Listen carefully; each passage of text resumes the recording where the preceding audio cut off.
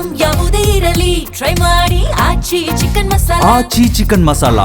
ನಾವು ಇದನ್ನು ಏನು ರೀತಿ ದೃಷ್ಟಿಲಿ ನೋಡಬೇಕಂದ್ರೆ ಅವರು ಅಡ್ಮಿನಿಸ್ಟ್ರೇಟಿವ್ ಆಡಳಿತಕ್ಕೆ ಒಂದು ಈಸಿ ಆಗುತ್ತೆ. ಈಗ 6 ವರ್ಷ ಕಡ್ಡಾಯ ಅಂದಾಗ ಎಲ್ಲ ಮಕ್ಕಳನ್ನು ಒಂದೇ ಲೆವೆಲಲ್ಲಿ ಒಂದೇ ಸಮವಾಗಿ ನೋಡ್ದಂಗೆ ಆಯಿತು. ಆದರೆ ನಾವು ಮಕ್ಕಳ ದೃಷ್ಟಿಯಿಂದ ನೋಡಿದಾಗ 0 to 6 years ಅಂತ ಏನು ಹೇಳ್ತೀವಿ, ಒಂದೊಂದು ಮಗು ಕಲಿಕೆಯೂ ಬೇರೆ, ಅದು ಒಂದೊಂದೂ ಅದರ ಸಾಮರ್ಥ್ಯದಲ್ಲೇ ಕಲಿಯುತ್ತೆ. ಸೊ ನಾವು ಬರೀ 6 ವರ್ಷ ಬೇಸಲ್ಲಿ ಎಲ್ಲ ಮಕ್ಕಳನ್ನೂ ಅಷ್ಟು ಒಟ್ಟಿಗೆ ಹೇಗೆ ನಾವು ಜಡ್ಜ್ ಮಾಡಲಿಕ್ಕಾಗತ್ತೆ ಅಥವಾ ಅಸೆಸ್ ಮಾಡೋಕ್ಕಾಗತ್ತೆ? ಅದನ್ನು ತಪ್ಪು ಅಂತ ನಾವು ಈಗ ಅದನ್ನೇ ಹೇಳ್ತಾ ಇರೋದು. ಮಗುನ ಡೆವಲಪ್ಮೆಂಟಲ್ ಬೇಸ್ಡ್ ಆಗಿ ನೀವು ಅಸೆಸ್ ಮಾಡಿ. ನಾವೀಗ 0 to 6 ಏನು ಹಾಕ್ತೀನಿ, ನಾನು ಸ್ಕೂಲ್ ಎಡ್ಯುಕೇಟರ್ ಕೋಆರ್ಡಿನೇಟರ್ ಆಗಿ ನಾವು 1ನೇ ತರಗತಿಗೆ ಮಗುನ ತಯಾರಿ ಮಾಡ್ತೀವಿ. ಪ್ರೀ ಪ್ರೈಮರಿ ಅಂತ ಹೇಳಿದಾಗ ಆ ಮಗುನ ತಯಾರಿ ಮಾಡ್ತಾಯಿದ್ದೀವಿ 1ನೇ ತರಗತಿಗೆ ಹೋಗೋಕ್ಕೆ ಅಂತ. ಹಂತವಾಗಿ ಹೋಗ್ತೀವಿ ಅಲ್ವಾ? ಸೊ ಒಂದೇ ಸತಿ ನಾವು ಎದ್ದು ನಡೆಯೋದಿಲ್ಲ. ಮಗು ಹೇಗೆ ಕೂರತ್ತೆ, ತಿನ್ನತ್ತೆ, ಕುಡಿಯತ್ತೆ, ಹಾಗೆ ಹಂತವಾಗಿ ಹೋಗಿ ಅದನ್ನು ತಯಾರಿ ಮಾಡ್ತೀವಿ. ಸೊ ನಾವು 1ನೇ ತರಗತಿಗೆ ಆ ಮಗು ತಯಾರಿ ಅಂತ ಹೇಳ್ತಾ ಇದ್ದೀವಿ. ನೀವು ಯಾವ ಬೇಸಿಸ್ ಮೇಲೆ ಮಗುನ ಹಿಂದೆ ಹಿಡಿತೀರಾ?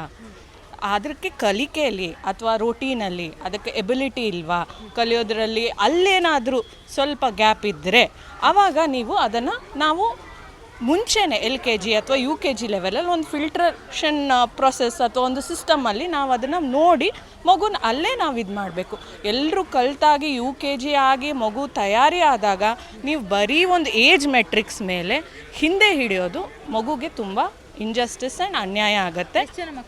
2,30,000 ಅಷ್ಟಿದ್ದಾರೆ. ಸೊ ಈಗ ಏನು ಇದು ಹೋರಾಟ ಅಂದರೆ ಅಟ್ಲೀಸ್ಟ್ ಒಂದು 3 ತಿಂಗಳಲ್ಲಿ, 1 ದಿನದಲ್ಲಿ, 2 ದಿನದಲ್ಲಿ ಮಕ್ಕಳು ಇಡೀ ವರ್ಷ ಕಲ್ಕೋತಿದ್ದಾರೆ.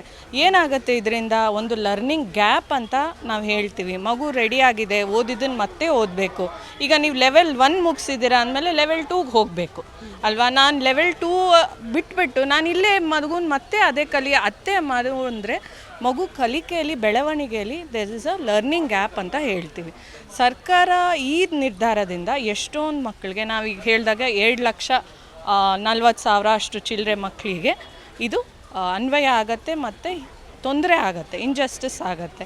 RT ಪ್ರಕಾರ ನಾವು 5 ತರಗತಿವರೆಗೂ ಯಾವ ಮಗುನೂ ಪ್ರಮೋಷನ್ ಇಲ್ಲದೆ ಹೋಲ್ಡ್ ಮಾಡೋಕ್ಕೆ ಅವಕಾಶ ಇಲ್ಲ. ಎವ್ರಿಬಡಿ ಶುಡ್ ಬಿ ಪ್ರಮೋಟೆಡ್ ಅಂತ ಹೇಳ್ತೀವಿ. ಎಲ್ಲರನ್ನೂ ನಾವು ಮುಂದಿನ ತರಗತಿಗೆ ಕಳಿಸ್ಬೇಕು, ಪ್ರಮೋಷನ್ನ ಹೋಲ್ಡ್ ಮಾಡೋ ಅವಕಾಶ ಇಲ್ಲ.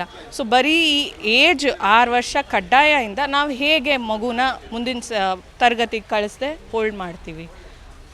ಅದು ಅನ್ಯಾಯ ಅಂತ ನಾವು ಹೇಳ್ತೀವಿ.